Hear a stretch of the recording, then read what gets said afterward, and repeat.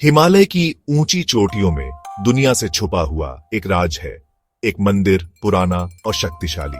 कहते हैं ये हर 10 साल में एक बार दिखता है, कोहरे और कहानियों में लिपटा हुआ।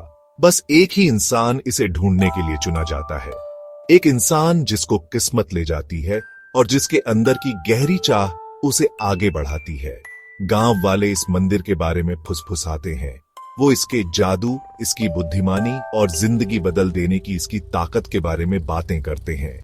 कई पीढ़ियों से ये कहानी आगे बढ़ती आई है, उम्मीद और बदलाव की कहानी। एक कहानी जो इंसान और भगवान के बीच के रिश्ते की बात करती है।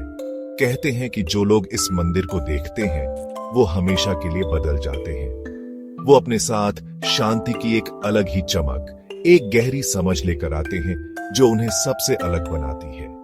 उनकी आंखें पहाड़ों की बुद्धिमानी को दिखाती हैं और उनके दिल ब्रह्मांड के साथ धड़कते हैं। अर्जुन इन कहानियों को सुनते हुए बड़ा हुआ था। उसके लिए ये मंदिर सिर्फ एक कहानी नहीं थी, ये एक चाहत थी। उसके अंदर से एक आवाज। उसे लगता था जैसे पहाड़ उसे बुला रहे हैं। उनकी बर्फीली चोटियां उसकी बड़ी जिज्ञासु आंखों में दिखती थीं। हर रात वो ऊंची चोटियों और छुपे हुए रास्तों के सपने देखता था। वो एक सुनहरी रोशनी का सपना देखता था जो प्राचीन ऊर्जा से धड़कती थी। उसकी दादी, जिनके चेहरे पर सालों की बुद्धिमानी की झुर्रियां थीं, उन्होंने उसके दिल की इस चाहत को पहचान लिया। उन्होंने उसे मंदिर की कहानियां सुनाई, कहानियां जो पीढ़ी दर पीढ़ी चली आ रही थी। साहस की, विश्वास की, पहाड़ों की अटूट भावना की कहानियां। उन्होंने उस चुने हुए इंसान के बारे में बताया जिसकी किस्मत में मंदिर को ढूंढना लिखा था, जिसे एक अनदेखी ताकत राह दिखाती है। अर्जुन सुनता रहा, उसका दिल डर और उत्साह से धड़क रहा था। साल गुजर गए। अर्जुन एक जवान आदमी बन गया। मंदिर के लिए उसका बचपन का आकर्षण उसे ढूंढने की एक तीव्र इच्छा में बदल गया।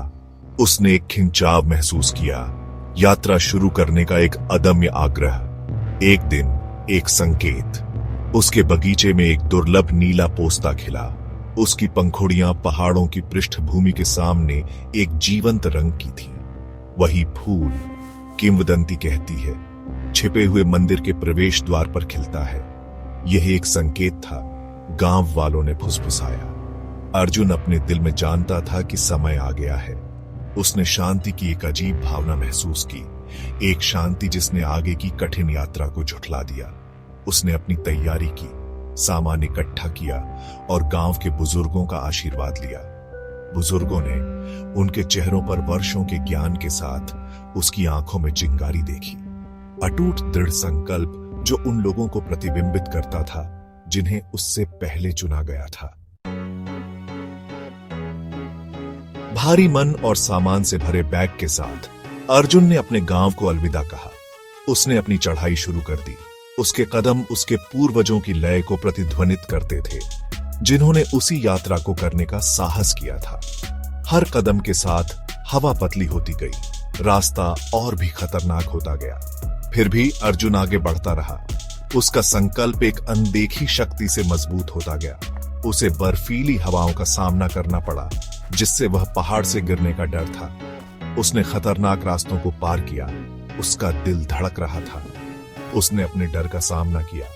बचपन से सुनी गई कहानियों से उसका दृढ़ संकल्प बढ़ा।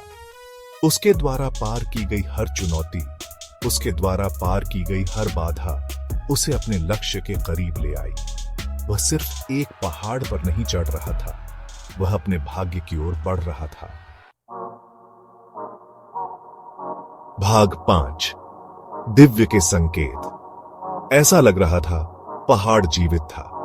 इसने उसकी परीक्षा ली, उसे चुनौती दी और उसका समान रूप से मार्गदर्शन किया।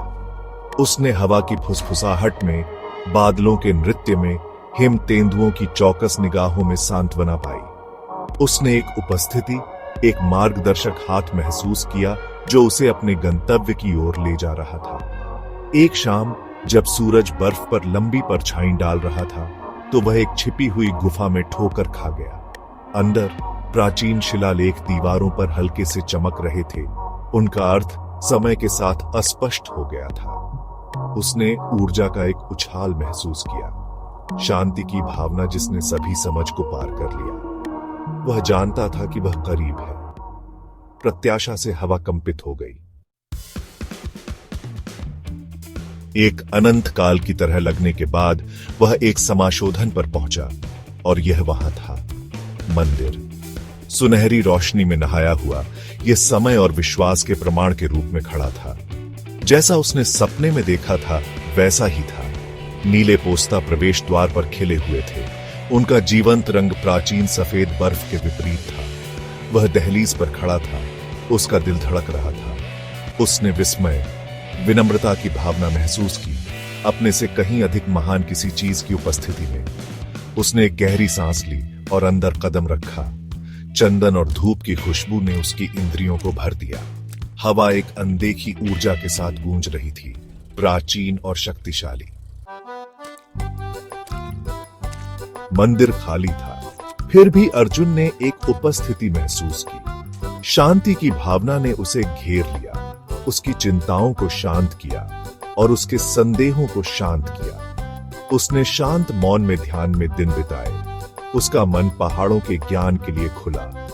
उसने अपने से बड़ी किसी चीज से संबंध महसूस किया, अपनेपन की भावना जो उसने पहले कभी नहीं जानी थी। उसने महसूस किया कि यात्रा केवल एक भौतिक यात्रा से कहीं अधिक थी। यह अंदर की ओर एक यात्रा थी, अहंकार और इच्छा का एक अलग होना। उसने मंदिर की तलाश की थी, लेकिन उसने खुद को पाया था। रहस्य उद्घाटन गहरा, जीवन बदलने वाला था। वह सभी चीजों की परस्पर संबंध, सृजन और विनाश के शाश्वत नृत्य को समझ गया। जब अर्जुन अंततः नीचे उतरा तो वह एक बदला हुआ आदमी था। ग्रामीणों ने इसे उसकी आंखों में देखा, शांति, ज्ञान।